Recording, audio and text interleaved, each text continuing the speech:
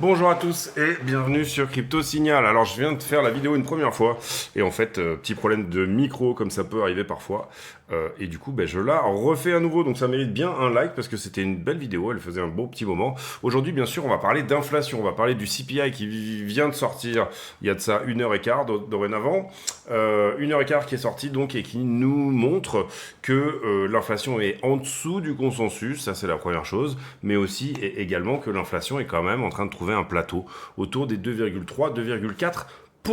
On va faire une étude assez poussée de ce rapport d'inflation de ce mois-ci. Et puis on ira faire bien sûr tous les scénarios sur BTC en ce qui concerne notamment et bien sûr le FOMC qui aura lieu dans une semaine. Allez, intro.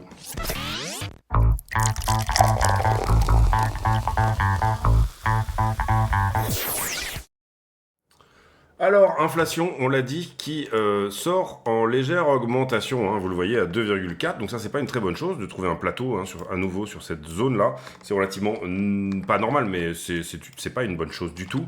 Ce qu'on veut, c'est que Powell aille tout droit à 2% et que, comme ça, il nous permette de, tout simplement, dans un meilleur contexte, on va dire, baisser les taux à nouveau.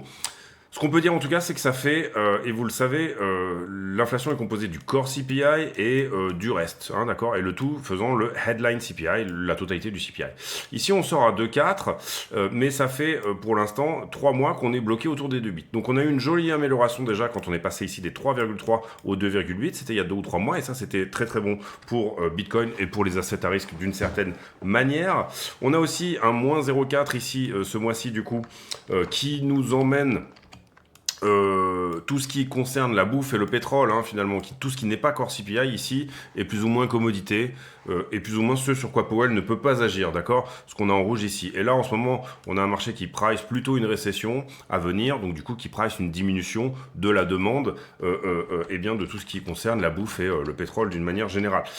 Donc ça reste plutôt logique, et aussi il faut bien comprendre que c'est un bon CPI au sens où oui on trouve un plateau certes, mais on attendait plus, on attendait 2,5 sur le consensus ici, vous le voyez. Alors que on avait un précédent de 2,3, donc oui, une augmentation, hein, mais vous comprenez ici que le chiffre qui est sorti est en dessous du CPI. L'autre chose que je note, parce que je vois pas beaucoup de gens faire ce genre d'analyse, et ça me paraît important de pas être trop succinct sur cette analyse, surtout en ce qui concerne l'inflation, c'est qu'en month over month, donc au mois le mois, en fait, on a fait un meilleur mois. Vous le voyez ici, on a fait 0,1 en termes d'augmentation des prix, alors que sur le mois d'avril, on avait fait 0,2.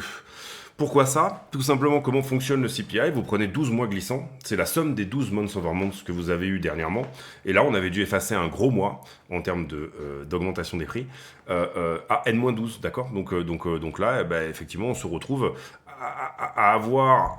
Enfin non, pardon, c'est ici qu'on efface un gros mois, et ici on a effacé un moins gros mois. Si vous regardez en N-12 ici, si vous regardez 12 mois en arrière, donc par là probablement, c'est plus ou moins ce que vous allez voir. Ici, vous le voyez, on avait de 3,4 à 3,3. Donc finalement, l'idée, d'une certaine manière, c'est que c'est pas si mal, déjà, ce CPI, en months over months. Qu'on est en dessous du consensus, et ça c'est plutôt une bonne chose. Par contre, la mauvaise idée, ce qui n'est pas une très bonne nouvelle, c'est qu'on trouve un plateau autour des 2,4. Beaucoup pensent que Powell, non, c'est pas beaucoup, tout le monde pense que Powell ne pivotera pas dans une semaine, d'accord? Je suis un des rares à penser que Powell va nous donner un pivot, et ce, cette semaine. Maintenant, il faut bien comprendre que c'est très contrarien de penser comme cela, et que donc il faut faire attention quand on est contrarien à pas être trop contrarien, hein, d'accord? Et on est bien d'accord là-dessus. On peut voir aussi que la fête de Cleveland était littéralement au bon consensus de 40, et pour le coup, encore une fois, ils ont eu bon, et cet outil de la fête de Cleveland est vraiment, vraiment très bien foutu. En tout cas, sur ce qu'on a eu sur les 6 ou 7 derniers mois, c'est très très bien. Et puis, on peut voir que Trueflation était un petit peu à côté de la plaque, puisqu'on avait sur Trueflation plutôt une augmentation sur la totalité quasiment du mois de mai, quasiment 1%, alors qu'en fait, c'est pas du tout ce qu'on a eu. Il faut bien comprendre que, d'une certaine manière, Trueflation fonctionne complètement différemment de l'indice CPI. Trueflation, c'est une agglomération de centaines de millions de prix en ligne, c'est-à-dire que ils vont prendre une API qui va regarder tous les prix d'Amazon, de Walmart, de tout ce que vous voulez, tout ce qui est en ligne, et puis en fonction de ça, ils vont en sortir un indice. Donc c'est pour ça qu'on appelle ça Trueflation, c'est plutôt la vraie inflation en fait.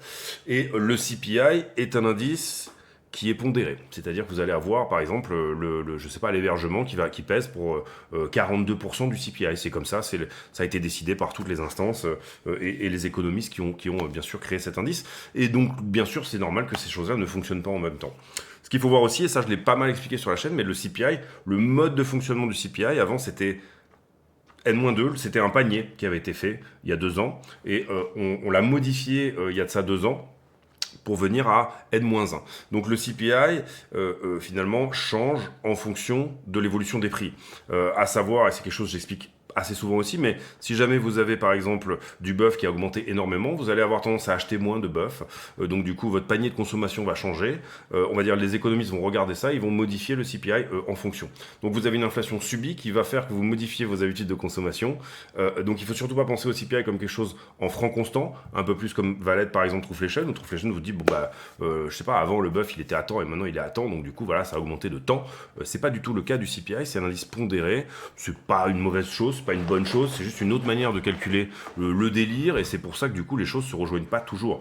Ici je pense même que pour celui qui veut aller voir dans le détail, et ben ici vous allez voir le HTML des prix du CPI. Alors là moi je l'ai pas regardé personnellement parce que j'ai lu un résumé, excusez-moi une seconde. Donc voilà, si vous voulez aller dans le détail, vous allez voir que c'est le shelter, donc effectivement l'accommodation, l'hébergement qui a pris une bonne partie de cette hausse, que l'énergie a plutôt décliné, que la bouffe et l'énergie ont très légèrement augmenté quand on les met ensemble, que tout ce qui a réellement augmenté également, c'est tout ce qui concerne la santé, l'assurance des véhicules, les meubles et tout ce qui concerne l'éducation. Donc plutôt des choses de deuxième nécessité. Et en revanche, voilà, tout ce qui est, on va dire, transport, etc. a plutôt diminué. Voilà pour un peu le détail. Globalement, en fait, ce qu'on peut voir ici, bon, bah, c'est que Trueflation, en ce qui concerne le shelter, il va être un peu à côté de la plaque, forcément. Et que, pour le coup, le shelter a augmenté. Shelter extrêmement dépendant des taux. Hein, donc du coup, enfin, bon, moi, ça, après, c'est mon avis, mais vous avez presque un moment où il faudrait que Powell baisse les taux pour que le shelter baisse, hein, d'une certaine manière. Ou en tout cas, c'est assez résilient de ce côté-là. Bref, on va aller directement sur les prix du Bitcoin. Encore une fois, je refais la vidéo pour une deuxième fois, donc n'hésitez pas à aller mettre un like. C'est vraiment, pour le coup, chiant de refaire une vidéo 2 fois. Autant, franchement, je suis... Enfin, disons que j'aime bien cover les vidéos, mais alors refaire 2 fois la même chose, moi, c'est quelque chose que j'aime vraiment pas. Globalement, ensuite, ce qu'on peut voir ici, bon, bah, c'est que pour le moment, ça triangularise, en 1 heure, que aussi, et ça c'est super important, ce qu'il rejette c'est quoi? C'est le 1 heure qu'on avait mis en avant ici, et on l'a mis en avant il y a déjà un bon petit moment, et en fait il rejette depuis le 9 juin, on avait fait la vidéo précédente je pense par ici, ou même ici, la dernière vidéo qu'on a faite, on voyait plutôt nous un BTC revenir revisiter cette vallée, en fait il a revisité la vallée du dessus. Pas de souci, on n'est pas trop allé chercher, on a laissé un peu de liquidité là, tranquille, on va voir que probablement on avait de la liquidité à 103 et qu'elle est probablement sortie. Parce que on va le voir quand on va regarder la liquidité, quand on fait ici un plus ou moins, on va pas dire ATH, mais un point local vers les 110. Eh bien, en fait, on est en funding négatif à ce moment-là, donc c'est assez intéressant. Vous allez voir qu'on est bien shorté sur le top. Il y a peut-être des prédispositions à aller plus haut. Maintenant, la question étant dans la structure, est-ce qu'on fait ça? Est-ce qu'on flag? Est-ce qu'on doit passer sous la structure ici? Et où est-ce qu'on pète cette compression? Compression, c'est je ne sais pas où va la tendance, d'accord? Le prix n'est pas en descente, il n'est pas en montée, il est en triangle. J'arrive pas très bien fait, mais comme ça, voilà, d'accord? On ne sait pas trop où ça va, il n'y a pas de sens réel. En général, quand on casse un triangle vers le haut, on est quand même sur une continuation. Donc si on pète cette distribution-là, je pense qu'on continue et qu'on a une impulsion supplémentaire. Donc au-delà de 110, hein, je pense qu'on peut viser même 113. Si c'est pas le cas, eh ben, ce sera plutôt un flag et ou un besoin de ressourcer, d'aller retester les 105 comme support, parce qu'auparavant c'était une résistance, ok? Voilà un peu le délire sur BTC, pas besoin d'aller plus loin, on en a déjà pas mal parlé ces derniers jours, donc c'est pas trop la peine. On viendra faire la petite analyse 15 minutes à la fin, comme d'habitude, mais voilà personnellement où je trouve que se situent les choses. En ce qui concerne Ether contre Bitcoin, donc là on regarde le risk-on dans le risk-on, hein. Est-ce que Ether qui est plus risk-on que BTC, est-ce qu'il est vraiment en train de nous donner quelque chose ou pas? Pour moi on latéralise, on est plutôt en haut, et vous comprenez que c'est normal que sur ce genre de news, Ether est plus risqué que BTC, donc il a besoin que les taux soient faibles, plus encore, hein, je veux dire un asset à risque va surperformer en période de taux faibles, et comme le marché a toujours 6 mois d'avance sur le moment où les taux sont faibles, et ben l'Ether viendrait à surperformer avant le pivot, hein, d'accord, vous l'avez bien compris. On voit aussi, quand on regarde vraiment en horaire, que pour le coup, à 14h30, le moment où cette news est sortie, Ether a un petit peu poussé, d'accord, contre Bitcoin, donc ça va tout à fait dans le sens de cette histoire-là. Également, là, on peut voir un rejet un peu par le 1 heure, hein, aussi, du côté de Ethereum. Pour le coup, on est légèrement en dessous, mais en tout cas, il a bien poussé, et il est bien monté à, pour le coup, 2138. Et là, le 1 heure, il me semble qu'il était en dessous tout à l'heure. Ah bah oui, je sais pourquoi. D'accord. Hop. Et donc du coup, voilà, on est quasiment venu toucher ici le 1 heure. C'est pareil, je trouve pas ça moche, j'aime juste pas trop quand ça larve en montée comme ça. Euh, euh, Sous-entendu, euh, quand on a ce genre de canal aussi un peu, là, ça sent un peu la fin, hein, ça sent un peu le début d'un besoin d'aller ressourcer un peu plus bas pour repousser après. Mais à ce stade, voilà, pour le moment en tout cas, il est sur son niveau 2838. Personnellement, je le vois vraiment bien venir taper plus haut. Et vous voyez qu'en daily, il est peut-être en train de s'affranchir de sa zone de temporisation, hein, ici, qui était entre le niveau rouge et le niveau rouge. Il nous a fait une belle conso, il est peut-être en train d'en sortir, ça serait bien. Maintenant, ce qu'on veut voir, c'est que ça accélère plus que ça larve, d'accord. Et pour l'instant, l'accélération, elle était là, mais elle est moins là-dedans, d'accord. Donc on veut pas trop voir un momentum se diminuer, voilà, quelque chose qui nous donne une correction plus substantielle, un retour par exemple sur les 2005. Et il y a un peu de liquidité, hein, dans ces zones-là, donc attention éventuellement à ça. En daily, je peux pas vraiment dire que le support est cassé encore, on vient d'ouvrir au-dessus. Que le support, pardon, la résistance. On vient d'ouvrir au-dessus. Voilà, on va voir ici, encore une fois, comment se comporte le prix là sur la journée. Est-ce que c'est une vraie news actuellement, ce mauvais bon CPI, j'ai envie de dire, ou alors est-ce que c'est un peu un nothing burger? Pour le coup, pour moi, je le considère comme une bonne news, mais vous comprenez qu'on avait 3 narrations possibles ici on avait un scénario privilégié qui était de dire Bitcoin va à 150 000 dollars probablement d'ici juillet, d'accord? 120 000 en juin et 150 000 en juillet. Parce que on prépare un pivot, d'accord, qui se ferait potentiellement en juin. Pour le moment, on n'a quand même pas perdu des cartouches. Les cartouches sont allées dans notre sens, c'est-à-dire les news sur l'emploi sont plutôt allées dans notre sens. Aujourd'hui, les news sur le CPI sont plutôt allées dans notre sens, mais c'est pas la trigger, c'est pas la gâchette qu'on aurait voulu, au sens où ça reste des bons, c'est bon mais pas non plus excellent. Et nous, on voulait de l'excellence. On voulait de l'excellent pour pouvoir pousser le prix beaucoup plus haut. Donc Ether, Bitcoin, nanana. Ether, j'en ai parlé. Ether, pour moi, il va à 3000 ou 3000, 3000 entre 3000 et 3003 sur ce mouvement. Hein, je le vois aller sur ce cycle bien au-delà des 6000, mais sur ce mouvement, on parle. Il y a des UT, hein, ici qui s'imbriquent et on parle dans l'UT dans laquelle on est. Et sur le reste des altcoins, hein, le total 3 et leur dominance, ce que je vois pour l'instant, désolé, hop. Ce que je vois pour l'instant, personnellement, c'est que ça se reprend un petit peu en bas, d'accord, ici, ça casse la distrib, ça accélère un petit peu. J'aime bien qu'au moment où ça casse la distrib, ça accélère le momentum. Maintenant, il faut surtout pas perdre ce momentum-là, sinon c'est un rejet tout simplement par ce point-là, soit pour ressourcer et faire une épaule tête-épaule en figure de bottom, ce qui serait un peu logique, en tout cas ça aurait du sens. Et si on ne perd pas ce momentum-là, pour le coup, pour moi, c'est une parabole sur les alts. Maintenant, encore une fois, le CPI n'est pas si bon que ça. Il va falloir qu'il y ait des effets d'annonce par ailleurs et ou autre chose pour un autre, sous-entendu, soit le FOMC dans une semaine, soit un autre truc cool qui se mette dans la balance pour nous dire, ok, bam, ça part tout de suite à 120 et potentiellement plus haut derrière.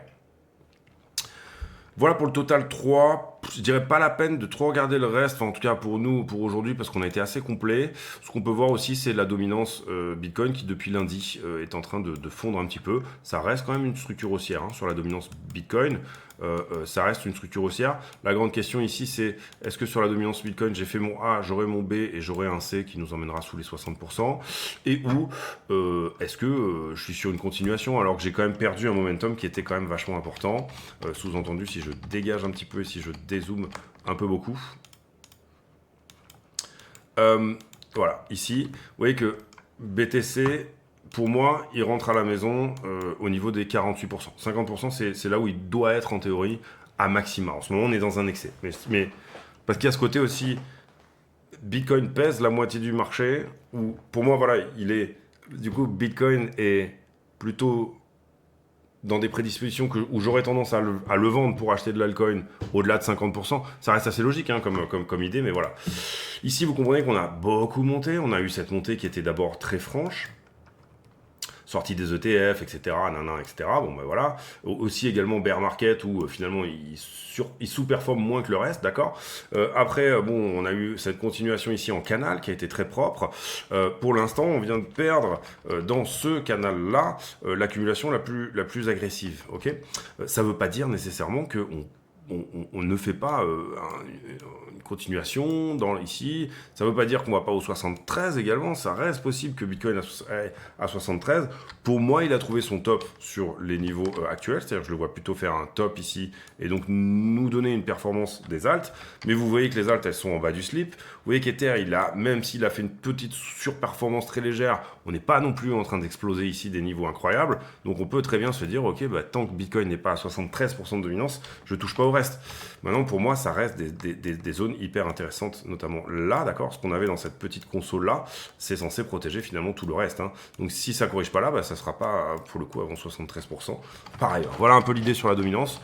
Et en ce qui concerne la stablecoin dominance, donc on est ici sur un rejet également. Potentiellement finalement une zone de flat et où en tout cas on peut se dire éventuellement qu'elle a envie de retourner sur les 5%, la stablecoin dominance, d'accord. Donc ça c'est l'indice du plus risk off sur la crypto et on voit qu'en ce moment depuis le 7 avril 2025 en tout cas, même s'il y a eu un regain, elle a rejeté au niveau finalement de août 2024 et elle a rejeté sur ces niveaux là et que peut-être elle va nous donner une flat, donc venir perdre ce niveau et ou l'égaler. Donc l'égaler, ça serait même pas une flat, ça serait juste une figure de bottom, hein, tout simplement. Si jamais, en revanche, elle passe en dessous, je pense qu'on peut viser 4%. Entre 3 et 4% pour la stablecoin dominance, sachant qu'on ne l'amènera pas à zéro, d'accord. Les stablecoins sont quand même là pour rester, et à moins qu'ils soient bannis ou qu'il y ait vraiment autre chose de plus impressionnant dans un autre sens. Mais voilà, stablecoin dominance qui en ce moment reste baissière, attention, parce que dans son caractère baissier, elle a cassé une trend, donc elle a perdu un peu de momentum à la descente. Globalement, ici, vous regardez Bitcoin à l'envers, il y avait un momentum qui était très haussier, on a fait une correction sur Bitcoin. Ce qu'on veut, c'est valider ce bear flag pour aller plus bas, d'accord. Et sur la stablecoin dominance, oui, on regarde Bitcoin à l'envers, mais il y a parfois aussi d'autres petites choses. C'est plutôt même le total inversé hein, qu'on serait en train de regarder, la market cap total en inversé, ou en tout cas... Même pas, j'ai même pas envie de dire que c'est le cas, enfin ça serait réducteur que de penser que c'est le cas. Voilà, si je dois flaguer, bah, c'est maintenant que je dois continuer, d'accord. C'est maintenant que je dois percer en dehors, c'est maintenant que je dois casser et continuer vers le bas. Si ça c'est un bear flag, à ce moment-là, il faut qu'on y aille maintenant. Là, le fondamental... prévision de Bitwise qui nous annonce un BTC à 200 000 $ avant la fin de l'année. Pourquoi j'ai retweeté ça? Je suis pas très fan généralement des retweets. Mais Bitwise a été, et vous pouvez regarder les analyses qui ont été données par Bitwise et notamment par leur CIO, mais aussi bien d'autres gens de Bitwise. Ils ont été très très clairs sur leurs analyses et notamment dans les périodes de bottom, ils ont vraiment call. Ils ont collé aussi le fait que les ETF allaient envoyer X% de demandes, etc. C'est vraiment des analyses qui sont très très très très propres. Donc du coup... En tout cas, sur les deux derniers cycles, ils ont été rarement complètement à côté de la plaque, comme a pu l'être d'autres gens comme Standard Chattered ou même des tas. Il y a eu comment il s'appelle là, Arthur Harris là, qui est insupportable, qui fait la girouette tout le temps de Bit. Je sais même plus ce que c'est son autre truc. Mais voilà, en gros, Bitwise sur les deux derniers cycles, en tout cas, a été extrêmement accurate. Les entrées sur les BTC, sur les ETF BTC qui étaient de 431 millions hier et de 125 millions sur Ethereum, c'est pas mal. Ça fait une belle demande. En ce moment, finalement, on a peu d'Ethereum sur les exchanges, on a peu d'Ethereum dans les OTC Desk. Donc, dès qu'il y a un peu de demande institutionnelle, bah, le lendemain, on voit assez facilement un assez gros boost hein, un assez gros boost du côté, bien sûr, du prix, puisque si c'est pas présent sur les OTC Desk, si c'est pas présent sur les exchanges pour freiner un petit peu, et si c'est pas présent nulle part, eh bien à ce moment-là, il faut bien les prendre quelque part ces BTC. Et en l'occurrence, voilà. On attendrait, j'adorerais qu'il y ait un ETF BTC in-kind, c'est-à-dire en BTC. Pour le moment, c'est en cash, hein, donc ça se passe OTC. Vous comprenez que une demande sur et attention, c'est pas BlackRock qui achète c'est les clients de BlackRock qui achètent d'accord des ETF. BlackRock il met il met sur le marché et il prend une commission. Attention, faut vraiment faire gaffe à ça. Donc BlackRock s'en branle en fait, hein, qu'il y ait de l'afflux ou de l'outflow, de l'inflow ou de l'outflow, et c'est pas eux qui achètent directement. Au même titre que on peut voir parfois BlackRock achète du MicroStrategy ou ce genre de choses. Non, BlackRock a des actions MicroStrategy parce que BlackRock a des ETF autour de la crypto qui sont vraiment pour le coup à la demande, hein, bien sûr. Et donc du coup, si ça vend, BlackRock est obligé de vendre. Et si ça achète, c'est l'inverse. Le business model de BlackRock, c'est vous achetez des paniers d'actions. On va dire un ETF par exemple sur le S&P ou sur l'or ou quoi que ce soit. Et eux, en fait, qu'est-ce qu'ils récupèrent? Ils récupèrent l'influence du droit de vote, hein, de votre action. C'est-à-dire que vous n'allez pas forcément, bien sûr, quand vous achetez un ETF, le modèle de BlackRock, c'est ça, c'est récupérer de l'influence, d'accord? Musk qui nous dit j'ai peut-être tweeté un peu fort. Alors on ne sait pas s'il est allé fort sur la bouteille ou autre chose la semaine dernière, mais c'est vrai qu'il a été assez violent quand même, hein, sur ce qu'il a pu retweeter. Quand on est président d'une compagnie qui pèse 1 trillion, je ne serais pas étonné que prochainement Musk disent au niveau de Tesla, en tout cas s'écarte un petit peu de Tesla, ce qui va probablement faire plonger peut-être un petit peu Tesla, mais après les faire remonter, ou en tout cas qu'il fasse son mea culpa comme ça sur pas mal de choses, parce que sinon ça va lui coûter d'une certaine manière sa place à pas mal de niveaux. Il y a un juste milieu entre être entrepreneur, là où effectivement vous avez bien sûr... On l'a dit, hein, quand on a vu tous ces tweets, on a dit c'est le cirque entre le président des États-Unis qui est incontrôlable. Alors entre un sénile et un incontrôlable, on a eu là dernièrement, je trouve quand même le doublé gagnant. Mais d'une certaine manière, et puis qui préside avec des tweets, etc. Musk qui dit ça y est, on a un président pédophile maintenant, etc. Donc imaginez jusqu'où ça peut aller. Musk a une entreprise à $1 trillion qui a beaucoup d'employés. Théoriquement, il ne peut pas se permettre ce genre de choses. Donc, on ne peut pas non plus tout mixer. Ou en tout cas, si vous essayez de mixer le business et la politique, il faut avoir la retenue pour pouvoir faire ce genre de choses. Et en général, les personnes qui ont réussi dans ces domaines-là, ils ont toujours eu la retenue et ce côté un peu classe, un peu gentleman, qu'on n'a absolument pas vu chez les deux la semaine dernière. D'accord ? Le Connecticut qui dit non à une réserve en Bitcoin, en tout cas pour le moment. Et ça, c'est jamais une très bonne chose non plus. J'ai toujours dit également que les réserves seraient probablement fédérales aux États-Unis en ce qui concerne les réserves BTC. Et là, en l'occurrence, on a un État de plus qui dit non. Il y a des États qui sont en potentiel oui, notamment Texas, des États qui pèsent beaucoup, hein, d'accord ? Il y en a qui disent non, et en tout cas, ça sera intéressant à la fin, je trouve, de voir la carte un petit peu de qui dit oui et qui dit non. Et puis ça, c'était le tweet que j'ai fait directement à la sortie du CPI. Je rappelle que tous les bénéfices de la chaîne sont versés à Mécénat Chirurgie Cardiaque. Si tout cela vous intéresse, c'est-à-dire aider la chaîne d'une certaine manière, déjà on s'abonne, on met un commentaire éventuellement, on met un like. On met un like sur tous les posts Twitter, on vient rejoindre sur Twitter. Je poste aussi les vidéos sur Twitter, donc vous avez la possibilité de voir les vidéos sans pub si vous venez sur Twitter, et ça c'est plutôt une bonne chose également. Mais jouez le jeu, mettez les likes un peu partout, etc. Et bien sûr également, tous les bénéfices de la chaîne sont versés à Mécénat Chirurgie Cardiaque, c'est-à-dire qu'en description de la vidéo, vous avez des liens d'affiliation si vous voulez vous inscrire sur Bluffin, BitGet, Qcoin et autres. Il y aura bientôt un nouveau qui va rentrer en termes d'affiliation qui fonctionne pas mal, je suis en train de le tester. Et tout ça, du coup, là, je suis en train de faire le chèque pour cette année, nous permet, vous et moi, de payer l'opération en entier d'un enfant. Alors, je rajoute la différence, parce qu'en général, on est légèrement en dessous. Payer l'opération d'un enfant qui est atteint d'une cardiopathie, un enfant, le faire venir en France, le faire opérer, et payer absolument tous les frais qui sont afférents, sachant qu'il y a beaucoup de partenariats là-dedans aussi, hein, des familles qui accueillent les enfants, etc., toutes ces choses-là, et que c'est pas je répète, moi je fais que le chèque, ça n'est pas moi qui m'occupe de toute cette magnifique entreprise qui est Mécénat Chirurgie Cardiaque. On est 2202 sur le Twitter, n'hésitez pas aussi à aller voir ce lien là sur lequel vous avez toutes les possibilités d'affiliation, etc. Je pense que sur le fondamental, on a beaucoup parlé de l'inflation, donc on va essayer d'aller assez vite. On a parlé de Trump également et de Musk. On a parlé de Polygon, visiblement là ça change au niveau du CEO. On a parlé d'Ethereum également et de potentiellement un move qu'il pouvait faire au niveau du CPI. Ici, l'Ukraine qui visiblement au Parlement est en train de voter le fait que la crypto puisse être dans les réserves faites par le gouvernement. Alors c'est assez intéressant qu'ils aient le temps de s'occuper de ça en ce moment. mais autant mieux, hein, un État en plus qui pourrait éventuellement investir dans le Bitcoin, c'est plutôt une bonne chose. Ici, le deal un peu hein, entre Trump et Xi Jinping, qui serait peut-être potentiellement, enfin qui attend la signature en tout cas des deux présidents, visiblement il s'est fait un deal autour des terres rares et autour des droits de douane bien évidemment, hein, c'est ça le sujet du moment, vous l'aurez compris. Voilà, on passe sur le reste. Le CPI, on en a parlé. On va voir tout de suite les liquidations. Liquidations qui sont à 236 millions. Vous voyez que c'est kiff-kiff. Du long et du short, c'est à peu près la même chose. 110 et 125. Plutôt du long et plutôt Ethereum devant Bitcoin, ça c'est intéressant aussi. C'est aussi parce qu'au niveau prix, il a plus poussé, hein, d'accord. Il est remonté à 2008 alors qu'il était légèrement en retard par ailleurs.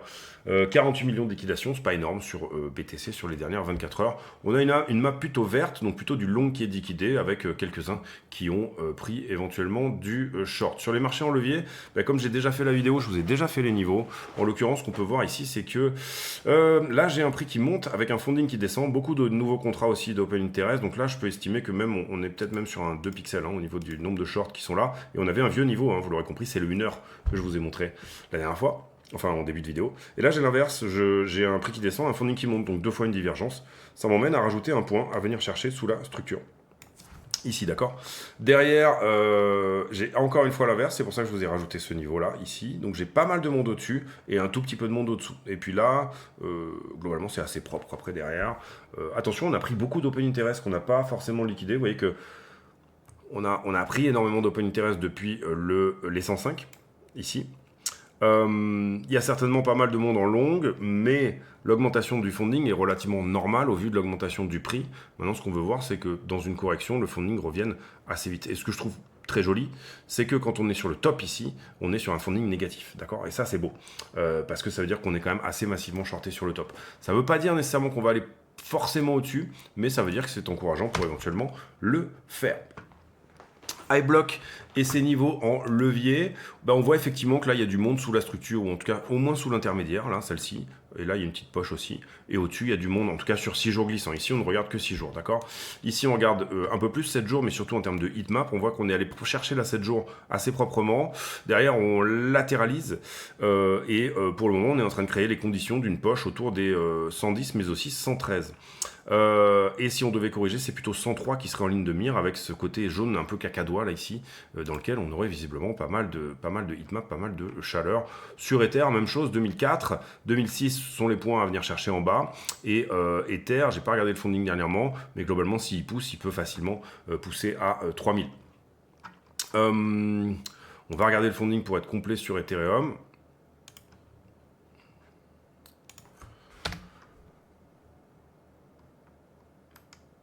Funding sur Ethereum qui est autour des 0,01 et 16 milliards, ça commence à faire aussi en open interest sur Ethereum. 0,01, ça reste assez neutre et on voit un prix qui augmente, un funding qui diminue en tout cas, et à partir de là jusque là, bon voilà, ça reste pas en surchauffe du tout.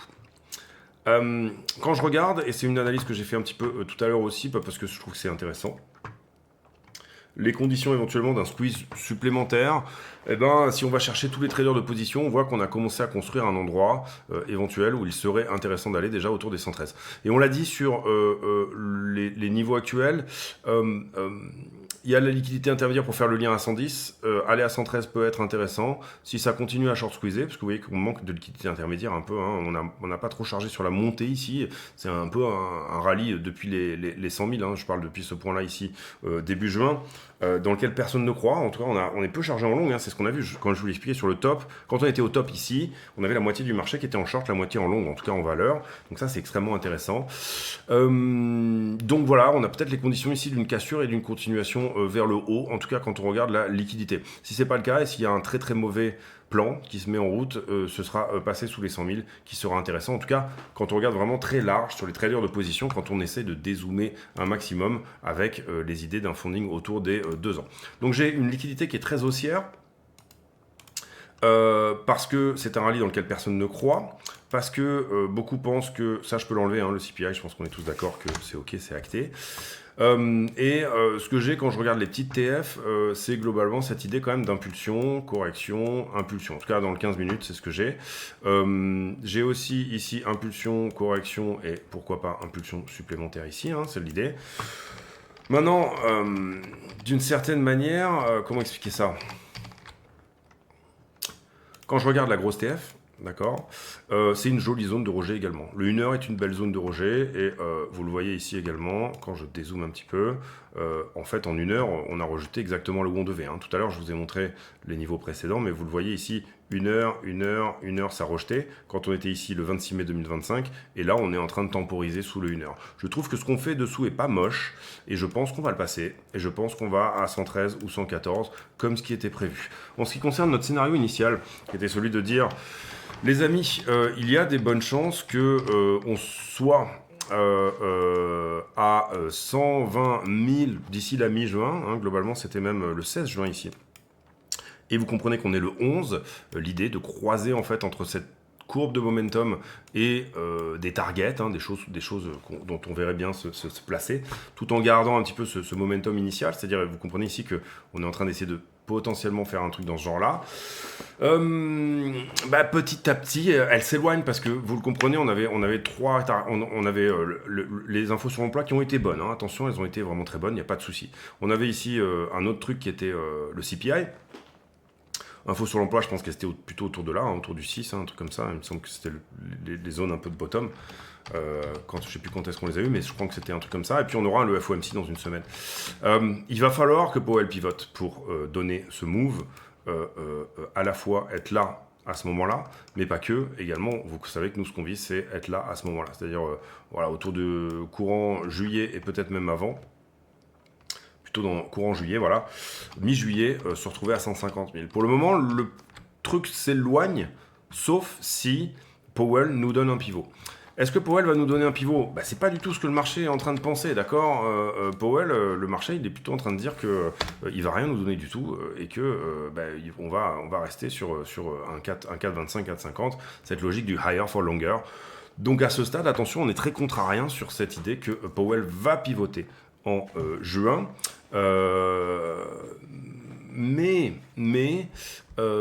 Est-ce que d'une certaine manière, ce faisant, vous comprenez que ça a quand même bien accumulé les 100 000 ici. À chaque fois, on laisse quand même de la liquidité intacte.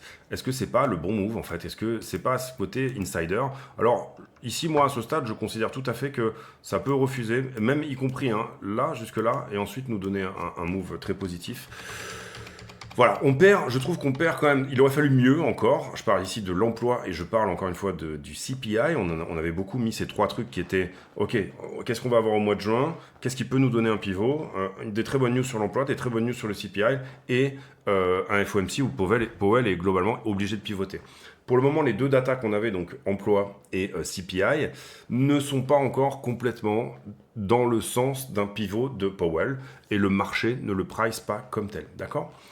Les seules choses qui peuvent faire pression sur Powell, c'est Trump, qui va probablement virer Powell en 2026, mais il ne pourra pas le faire avant, mai 2026, et sinon il ne pourra absolument pas toucher à Powell avant. Bensent, qui est qui est le secrétaire du Trésor, et on sait que les États-Unis vont devoir se refinancer une bonne dizaine de trillions d'ici la fin de l'année, entre cet été et la fin de l'année. Donc ça risque de poser problème au moment où vous arrivez pour finalement refaire les caisses. C'est-à-dire que ici, vous avez des bons à 10 ans qui sont à expiration, donc il va falloir les rembourser pour reprendre des bons à 10 ans. Ces bons à 10 ans-là ont été acquis il y a 10 ans, mais si vous les recontractez autour des 4%, c'est pas très très bon, parce que ça veut dire que pendant 10 ans, vous allez être redevable et votre dette va prendre énormément. Donc le service de la dette deviendra ensuite insoutenable, d'accord. Il y a des pressions sur Powell, bien sûr. Pour moi, la grosse info dernièrement, mais vraiment j'ai le sentiment que je suis le seul à rester un peu kéblo là-dessus, mais Powell a dit, est-ce que 2% c'est vraiment finalement quelque chose d'important ou pas? On va voir, encore une fois. On voyait qu'ici, on est peut-être en train, en ce moment, de venir pousser, de venir retoquer à la porte de la résistance 1 heure qui est ici. Donc on va voir si ça passe. Encore une fois, en tout cas à ce stade, on commence à avoir des trucs à short squeezer dans le coin, d'accord. C'est sur la petite structure qui est ici, mais pas que, également, et ça c'est le niveau rouge que je vous ai mis là. C'était pas très bien de le mettre en rouge parce que c'est un daily, mais c'était plutôt cette idée que le top précédent, il était dans ces eaux-là, lui. Donc on a probablement des stops qui sont garés là, de la défense, certes, mais aussi des traders de position, etc. Et donc là, c'est un niveau qui, pour moi, va être revisité parce que je pense que le délire en ce moment est plutôt haussier, mais je peux bien sûr me tromper. Et vous voyez que pour l'instant, c'est un niveau qui a plutôt très bien rejeté ce 1 heure là, d'accord? Donc je serais étonné. Comment dire? Là, par exemple, c'était beau. On est venu chercher le 1 heure, c'était il y a 2 jours ou 3 jours, je sais plus, ouais, c'était hier. C'était hier. On est venu chercher le 1 heure, il y a eu rejet, ça aurait été beau pour un rejet total. Maintenant, le fait qu'on revienne à chaque fois, prendre dans la zone, ça me fait dire que potentiellement, on est en train de faire une correction sous-niveau. Et en général, ce genre de correction sous-niveau, alors des fois, on a besoin d'aller ressourcer sous la structure. Donc là, ça serait venir perdre 108 pour finalement venir péter au-delà. Ou alors, à force de taper au carreau, à force d'envoyer des graviers sur une fenêtre, vous pétez la fenêtre, hein, forcément. Voilà un peu l'idée. J'espère que cette vidéo vous a plu. Encore une fois, si c'est le cas, n'hésitez pas à le dire. C'est-à-dire... lien en description de la vidéo, c'est-à-dire dire merci, c'est-à-dire balancer un petit commentaire d'encouragement, c'est-à-dire venir sur Twitter, balancer un petit merci, etc. Enfin, essayer de titiller un petit peu les algos de tout ce qui peut se passer de ce côté-là. J'ai pour habitude en fin de vidéo de poser une question à la con, c'est-à-dire une question qui n'a rien à voir avec le prix du Bitcoin, mais qui nous permet de converser de choses et d'autres. Et la question du jour sera...